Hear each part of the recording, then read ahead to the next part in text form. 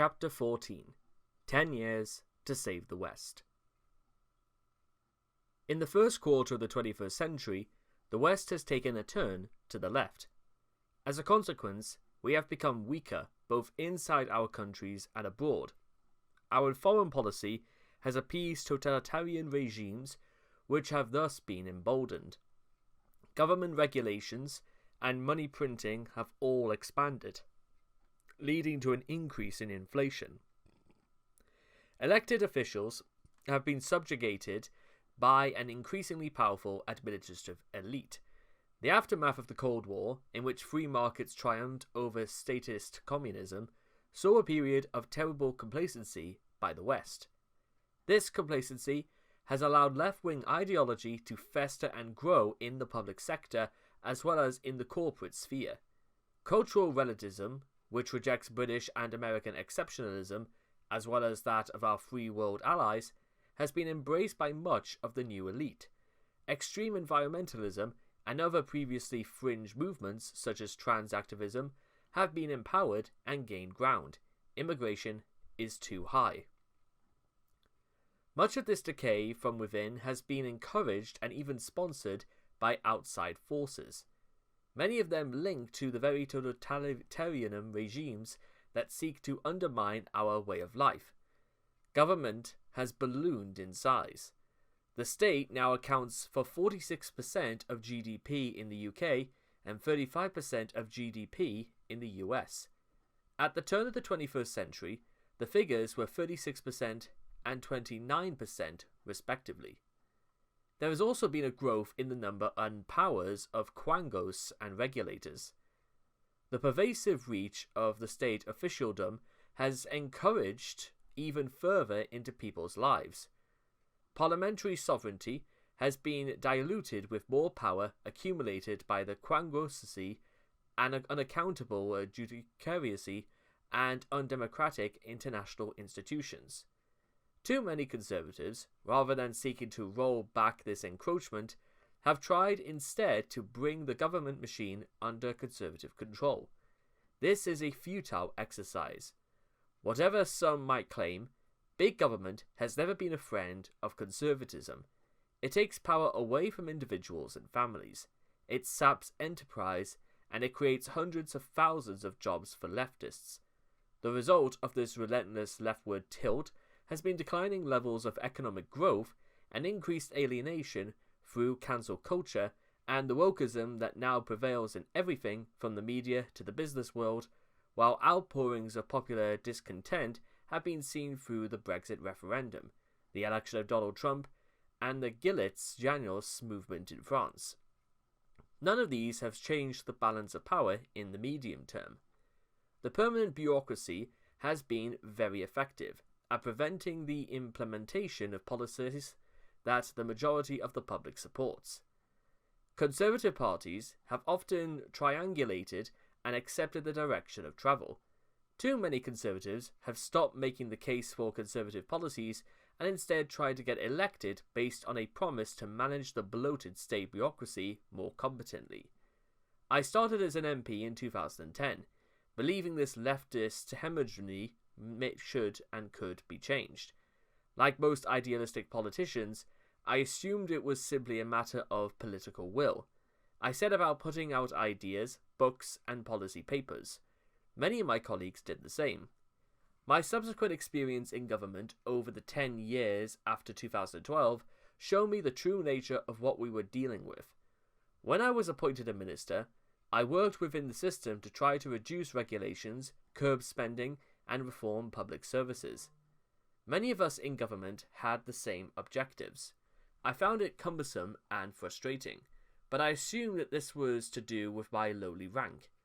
The higher I rose up the ladder, the more I realized that the problems we faced were deep-seated and serious. A conservative party that had lost its compass and instead turned on itself, and a bureaucratic state that was becoming increasingly bold in challenging and obstructing elected politicians. This has made it all but impossible to deliver popular policies that would improve lives across the UK. I am talking about such things as building more homes and reforming the planning system, rowing back on net zero, stopping the boats coming across the channel, and controlling immigration, cutting corporate taxes, reverse burdensome diversity and equality rules, and getting EU law off the stature book and out of Northern Ireland, all of which would make Britain grow faster while embedding confidence in our values and our way of life. There's been some progress on this agenda, but looking back, I see that the changes I helped deliver, such as school reform, the Australia trade deal, and ascension to the CPTPP, and stopping gender self-ID, all took energy and political capital far disproportionate to what they managed to accomplish. They were all delivered in the face of near hysterical opposition and occupied huge amounts of political bandwidth. Although they were desirable, none of them were game changers for the future of Britain. The growth plan, otherwise known as the mini-budget, was my attempt to break the log jam and start tackling the big problems in Britain. Even getting it formulated and announced was a major achievement. In the Kafkaesque world of Whitehall, second-guessing inertia and sheer inaction prevent many good policies from even getting to this stage. But ultimately, the twin forces of institutional resistance and a conservative parliamentary party that was not prepared to have an economic battle killed it. The lessons of a lost battle. My purpose in writing this book is not to relitigate the battles of the past quarter of a century, it is to learn from them. I want to provide a call to action for fellow conservatives who believe in our nation and our way of life, and who share my frustration at what has been going wrong with our politics and governance. I want others to heed the warnings of what I saw happening and learn the lessons of the battle I lost. First, we must acknowledge that Britain and many other countries in the free world have a governance problem. Politicians, particularly conservative politicians, are increasingly unable to deliver on their promises and often get sidetracked or go along with the status quo. At best, they content themselves with making small changes that come nowhere near meeting the scope of the challenges before them. I learned this from my very first policy skirmish, childcare deregulation, where 10 years later, we have still only eradicated a fraction of the red tape that would have cut across our families. This is a problem across government on issues large and small. This is a conspiracy of silence about it, because serving ministers understandably don't want to admit how impotent they really are. I know it is conforming that for many to believe it, and that they would have possible been for us to deliver the growth plan, tax cuts, spending restraint, and supply side reform, if only there had been more pitch rolling, better communication, and improved timing. It was just the way we went about it, they say. But having sat in the hot seat, I can tell you that this is simply not true. Frankly, if it were just a question of better PR and political tactics, these policies would have been implemented by now, given that it has been obvious to many for some time that they need to happen. The forces obstructing this agenda are much deeper rooted and thus more intractable. We can see this in the fact that the Conservative Party has changed its leader 4 times since 2016, and economic reform still remains out of reach. Yet the only answer that onlookers ever seem to come up with is to put someone new in charge of the broken machine or to have a reshuffle. At some point, they will have to face the fact that the problem is not the latest tenant of number 10, but the system itself. There must also be a recognition that it is not possible to deliver these policies without some degree of friction. Inevitably, the vested interests that are threatened will resist and use every tool at their disposal to obstruct change. Too often, politics is presented as being a constant and contrast between stability and chaos, with stability prized as an end in itself. But this hides the real choice. Stability usually implies acceptance of the status quo, while chaos is used as a pejorative term for any disruptive change. This framing means politicians often conclude that the only way to achieve stability is not to seek any change at all. These problems are not limited to the UK. When we look at the fractures in the US Republican Party, the growth of the administrative state in Washington, and the size of America's national debt, we see these forces are clearly at work across the free world, and perhaps especially in the English-speaking world.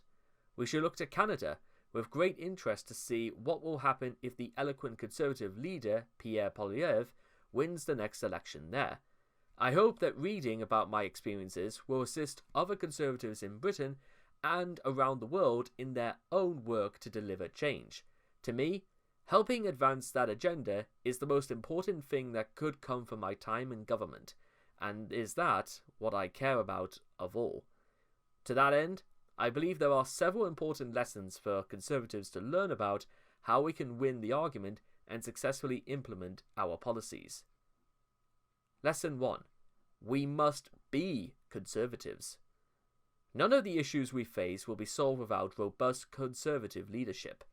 This starts with core Conservative principles. It means individuals and families controlling their own lives rather than facing ever more intrusion from the government. It means defending property rights, free speech, and the rule of law. It means standing up for sovereignty, the nation state, and British exceptionalism. And it means rejecting net zero zealotry and wokeism. The road to hell is paved with compromise and triangulation. Too many Conservatives have lost the courage of their convictions in the face of ceaseless onslaught of the leftist agenda. Instead of confronting these damaging and nonsensical ideas, they have sought to reach accommodation with them and have accepted the left's terms of debate. This has led to the internal decay of conservatism and a focus on the superficial rather than what is important. It has, in some cases, led to venality and nihilism, and to the pursuit of power for its own sake. Whether through misplaced fear of being on the wrong side of history, or simple naivety about the implications Conservatives have gone too far given the benefit of the doubt to our opponents and allowed them to win by default, we should be clear that our enemies want to destroy us and not labour under the misapprehension that they are well-intentioned or neutral players. We should meet the threat in kind by fighting for our ideas and fighting to win. Winning the battle of ideas and exposing our opponent's agenda as dangerous is the only way we will prevail as Conservatives. In order to overcome the resistance of the orthodoxy, we need to build significant popular support and be properly organised. This will take time and effort. We will need to win the argument on university campuses and in schools. We need more Conservative media outlets. We need to use consumer power from the public to challenge the leftist drift of large corporations. We need better Conservative political infrastructure. This means building teams of people and structures that are capable of running government departments and, number 10, with a Conservative ideology well in advance of this happening, this will require significantly more funding going into Conservative politics and a change in priorities. More should be spent on the long-term future of the Conservative movement rather than immediate campaigning. The left has mobilised this way for years, and they are now reaping the rewards. In or out of office, their ideas have gradually infused public discourse and limited the scope of Conservative policies. It is time to push back and mount an equally robust campaign against them. In order to do so effectively, Conservatives have to know what they believe and be prepared to stand up for it. Local Conservative parties need to hold their representatives to account for how they vote, what they say, and the campaigns they support. The party has to focus far more on the principles of conservatism as well as on the mechanics of campaigning. Bravery will be required to change the culture, to get off the back foot and start fighting. The instinctive common sense of the public is our biggest potential asset, but it needs to be properly harnessed. We need to show a clear moral purpose and win support on that basis. I watched during the 1980s and 1990s as leftist organisations built up their support. They were committed, obsessive, fearless. We need to be the same. Our country needs us. Lesson 2. We must dismantle the leftist state. Once we have made the decision to fight for our values, we have to be prepared to take the necessary steps to achieve our ultimate goals. This means, first and foremost, an acceptance that we are not going to succeed in implementing conservative policies while the leftist state apparatus remains intact. As Ronald Reagan said, the most terrifying words in the English language are, "I'm from the government and I'm here to help." We need to restore a healthy skepticism of state intervention and stop pretending that big government can be the friend of conservatives. It cannot. We should by now have seen all the evidence we need that over time state bureaucracies inevitably drift to the left, however virtuous and independent they proclaim themselves to be. As conservatives, we need to be clear about the imperative to reduce the scope of the state and strip away the power of unelected technocrats. This needs to be asserted as a public good in its own right, returning to people more power over their own lives and trusting them to make their own decisions. We should also systematically roll back the institutional frameworks that sustain a left-wing worldview in our countries. In the UK, even after 14 years of Conservative government, we still have most of the legislative treacle that Tony Blair and New Labour created during their time in office, which has gummed up the official machine and left Conservative ministers increasingly stuck, whether it is the Human Rights Act, the Equality Act, or the Climate Change Act. These measures are totems of left-wing belief which have been too readily accepted by Conservatives as immovable. We should be prepared to abolish them. Lesson 3. We must restore democratic accountability. For years, we have been caught in a vicious cycle of politicians having less and less power and the public getting more and more angry that things cannot be fixed. As trust in the political system has been eroded, politicians have ceded yet more authority to unelected technocrats, which has exacerbated the problem. We need to stop the downward spiral by restoring democratic accountability to our institutions. In the UK, this means making the Bank of England more accountable to elected politicians and abolishing quangos like the OBR. I have seen only too clearly how much power these bodies wield. It is fundamentally undemocratic for a government to be unable to prevail in its economic policy when it challenges the existing orthodoxy. It will require single-minded determination on the part of politicians to wrest back democratic control from unelected officials. While the problem is most acute in economic policy, the same problem or the same issues exists across the whole of government, with a massive quangos, independent regulators, official advisory bodies, and assorted public sector organizations constraining and obstructing ministers at every turn. These also need to be cut down to size, with the notion that unelected officials know best replaced by the principle that power should only be exercised by those of whom the public can exercise proper control. During the COVID pandemic, we saw the epitome of technocratic control, as government scientists and medical advisors increasingly displaced politicians in the driving seat of policy, affecting the daily lives and liberties of millions of people around the world. Advisors advise, but elected politicians should decide. That basic democratic principle should not be discarded. However complex and difficult a problem or issue might be, medical and scientific evidence should always be at the center of decision-making on matters of public health. But where there is a need to balance risks against other harms and the consequences of curtailing basic freedoms, the public should see and expect to see those they elect making the ultimate decisions and accepting the consequences. Too often nowadays, the way our technocracy works is that politicians are expected to follow civil service advice or face questioning or condemnation for disregarding it. Whereas once this advice was entirely private, it is being increasingly aired in public either through leaks or through inquiries and information requests. This makes the relationship asymmetric, as experts are hardly ever held to account for the consequences of their advice, and politicians are instead expected to carry the can for failures. For democratic accountability to be meaningful, senior politicians need to have a proper say over those who are providing the advice and carrying out the policies. In the UK, the Prime Minister and Cabinet Ministers should have the power to appoint their senior civil servants. They should also have much greater discretion to choose who heads up the major institutions and agencies that exert so much influence over people's lives. The judicial system, in particular, needs to be properly accountable. The Lord Chancellor's role should be restored to its pre-2005 state. It is right that a sitting cabinet minister appointed by the Prime Minister should be fully responsible for the appointment of the Lord Chief Justice and other senior judicial appointments. It is one of the striking examples of this diminution of the role of politicians that responsibilities that for centuries lay with the executive branch have now been taken away and placed in the hands of the unelected.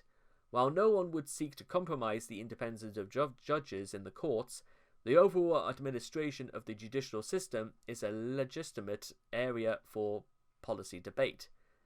The public has a right to hold ministers accountable, so those ministers should have the requisite powers. I was in the job of Prime Minister at an inauspicious time, but I could see that for both me and my predecessors, the demands of the office were not met with the wherewithal to do it. The many problems I faced were hugely aggravated by the lack of some basic forms of support. The Prime Minister and senior ministers should have the proper apparatus to do their jobs. This should include realistic salaries, travel arrangements, and medical provision. They should also have administrative and personal support that is able to handle the many different aspects of the role. Currently, they do not. Running a government department with responsibility for billions of pounds of public money and being head of government of a major G7 country are important roles. Leaving aside the lack of job security, they are all encompassing. 24/7 roles that require a huge amount of work and attract enormous public and media scrutiny. Despite this, ministers earn less than those in comparable jobs in the commercial sector and less than the permanent officials who answer to them. A Secretary of State earns a total of £154,089. That is less than the amount paid to most of the senior directors in their department, and noticeably less than the permanent secretary, who can be up to £208,100. Even the Prime Minister's total salary at £162,024 is dwarfed by the sums paid to such figures as the Chief Executive of the NHS, £265,000, and the Managing Director of Passenger Services at the Department for Transport at £260,000. These disparities tell us about the relative position of politicians compared to unelected officials. The latter, as well as enjoying higher salaries and job security, are protected by the doctrine of ministerial responsibility, which in practice means that ministers must take the blame for anything that goes wrong in their departments, whether or not they even know about the decisions that led to them. No wonder that being an official is often a more attractive proposition for talented individuals than entering elected politics, with all the abuse and public honorarium that comes with it. A rebalancing is urgently needed. For those who do put themselves in the firing line and become ministers, we should ensure that they are properly supported. That doesn't just mean policy administrative support, but adequate personal assistance as well. The hair shirt attitude that has become so prevalent nowadays means we have ministers subjected to innumerable inconveniences in their daily lives. Whether it is having to argue with officials to get access to efficient models of transport, or having to sort out their own medical care and personal appointments, these small irritations detract attention from where it should be, the job they are paid to do. The Prime Minister in particular suffers from a lack of such logistical support, which for a head of government is little short of scandalous. No chief executive of a major company would be left to fend for themselves in this way. We need to adopt a much more robust approach that recognizes that ministers' time is valuable and that their personal welfare is important. It is not just personal support that needs to be beefed up. Other aspects of the role of a front-rank politician also need proper resourcing. The civil service's aversion to political activity means there are large numbers of tasks, from engagement with MPs to public communication, that are left to a tiny handful of overworked special advisors, many of them young and inexperienced. These roles are important and should be seen to be. The ability to offer better pay to attract higher caliber people to such roles would enhance the quality of decision making, particularly when combined with greater control over the appointment of senior permanent officials. For democratic accountability to be meaningful, we must recognize that everything government does is to some degree political. A grown-up approach would acknowledge the basic fact and give politicians the assistance they need. I don't deny that there are currently difficulties in attracting high-caliber people to take on political roles, but this is the outcome of the problem we have in politics, not the cause. Lesson 4. Conservatism must win across the free world, particularly in the United States of America. Perhaps the most immediate challenge facing conservatives in the need to restore conservative leadership to the US, Canada, and Australia, and across the free world. As I have recounted, I've got used to attending international summits and realizing I was the only conservative in the room. That cannot continue if we are to roll back the influence of the left and take the fight to our enemies overseas. In the US, while there has been conservative success in some states such as Texas, and in winning control of the House of Representatives, the presidency, and with it the executive branch, is under Democratic control. Conservatives in Britain and other Western countries should worry about this. We need our political allies in the US to take the White House and pursue a bold policy agenda in 2025. This is an area in which the centre-right has been too weak. Domestic politics in our allied countries matter. The left is much more adept at organising across the globe and has done so all too effectively to roll back the achievements of conservatives. They have created international alliances on various issues, from economic policy to climate change action to human rights, all underpinned by left-wing ideology. Conservatives have to mobilise to counter them. We should not be neutral about the increase in left-wing influence in other Western countries, any more than we should be about such increases in our own countries. Too much of the international economic establishment has been captured by those who are unsympathetic or actively hostile to conservative economics and free markets. Just as I faced opposition within the UK from our own central bank and financial quango, so their equivalents in New York and Washington also fueled the climate of skepticism. They are part of the same problem. Those of us on the right need allies if we are to change attitudes and win the battle of ideas once again. That means we must back each other and do all we can to ensure the return of conservatives to power across the West. Lesson 5. We must reassert the nation state. As we regain conservative control of governments in the West, we also need to ensure that they have the tools to deliver conservative policies, whether in terms of economic and fiscal policy or on foreign relations and robust defense. This will require leaders in those countries to reassert the power of the nation state. Over many decades, there has been a trend towards the creation of ever more international institutions and structures to coordinate action between governments. This has often been well-intentioned, but as with democratic or domestic institutions, there has been a tendency for these bodies to defend infused with certain collective ideas over the decades, to grow the size of their bureaucracies and drift towards the left. International economic institutions such as the World Bank and IMF are the most obvious examples of this, with their collective adherence to economic orthodoxy. But other organizations such as the WTO, the WHO, and the UN have also become problematic. Amazingly, these global quangos receive £7.5 billion per year from the British government, according to Taxpayers Alliance research. It is very hard to justify taxpayers' money going to these institutions while our opponents are shrinking responsibility and at the same time using international funding as leverage.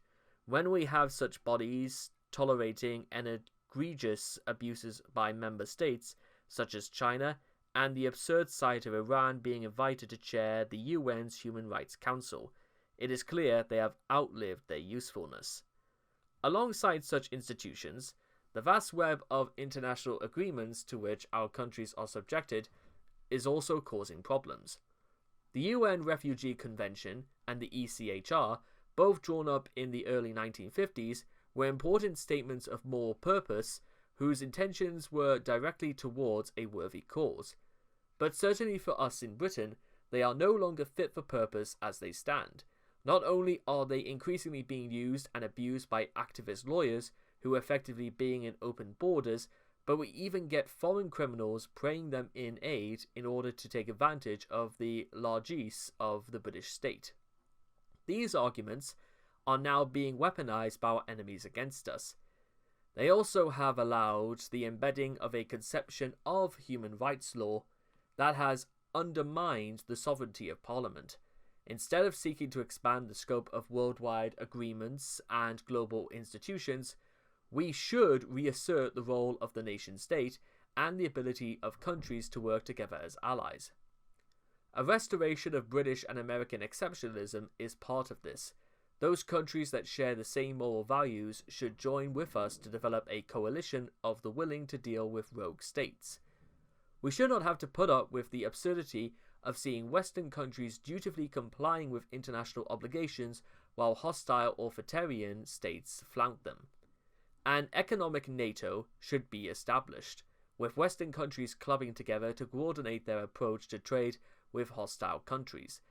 During the Cold War, the US led the Coordinating Committee for Multilateral Export Controls, the COCOM, on Warsaw Treaty countries and China, which coordinated the economic approach to communist regimes. We should adopt a similar alliance for the economics of the free world now. Lesson 6. We must end appeasement. The final and most fundamental lesson that conservatives across the West need to learn, relearn, and continue to abide by is that appeasing our enemies does not work and should never be pursued. This applies in terms of our political opponents domestically, and it most certainly applies in terms of our enemies abroad. There is no excuse for not having learned this lesson. We know that appointments of appeasement is a disastrous approach, as history has shown time and time again. Yet we seem to be at risk of repeating the mistakes of the 1930s, this time with China, Russia, and Iran. Those countries could hardly be clearer than they see that the West in general and the UK and the US specifically as their enemies. Despite this, our governments continue with varying degrees of appeasement, whether through trade deals, farcical attempts at engagement on climate control, or turning a blind eye to human rights abuses and hostile military incursions. Instead of continuing this weak-willed and morally bankrupt equivocation, we need to learn from Reagan's approach to the Soviet Union. He was unflinchingly blunt in calling it out as an evil empire, and asserting the virtues of the free world as a demonstrably superior system of government. We need to do the same and firmly stake out the moral and political high ground. This will involve tough action against China in particular. It will mean uniting to deny China our technology and resources. It will mean exposing China's human rights abuses and giving encouragement to dissident movements that seek to break the stranglehold of the Chinese Communist Party over its people. We should deny China access to our markets and seek to cut it off completely from the world trading system. Anybody doing business with China in Western nations should be regarded as a pariah. We also need to be much tougher on those in our own countries who are supporters of hostile regimes. In 2019, President Trump designated Iran's Islamic Revolutionary Guard Corps a terrorist organization, and other countries in the West should do the same. Deny China the soft power it has in the UK by closing down the Confucius institutions is long overdue. We should also become much more vigilant with regard to individuals entering our countries from hostile states. We know that Russia and China in particular are engaged in a relentless campaign of covert espionage and subversion against us. We need to root it out and ensure that their hostile agents have nowhere to hide. A call to action. People ask me what I would do differently if I could relive my time in government. My answer is that I would start much earlier. I do not regret trying to turn the country around when I made it to number 10. I stick by my promises. But trying to implement bold change after your party has been in government for more than a dozen years is an uphill struggle, even without the attendant problems of an overmighty administrative state and too many CNOs, conservatives in name only, knowing all I know from 10 years in government. I can see the challenges are so great that they can only be overcome by persistent and concerted efforts. That has to take place over many years. I cannot turn back the clock to start my 10 years in office, but I can look forward to the next 10 years and urge those starting out on that journey to heed my warnings. We have 10 years to save the West. We must start now. The end. 10 Years to Save the West was written by Liz Truss.